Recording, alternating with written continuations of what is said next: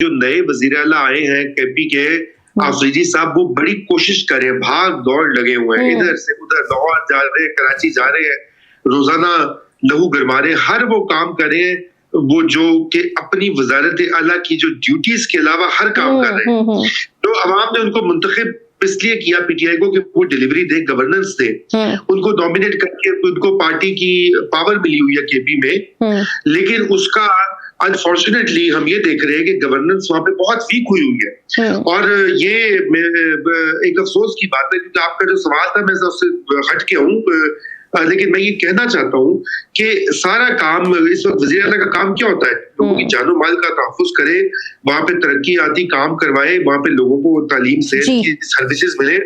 लेकिन वहां पे तो बहुत बुरा हाल है केपी में, जो रिपोर्ट्स आ रही है करप्शन की भी और दीगर, तो इसका मतलब है कि सोहेल अफरीदी को वहां तवज्जो देनी चाहिए, लेकिन उनकी तवज्जो सारी तहरीक पर है।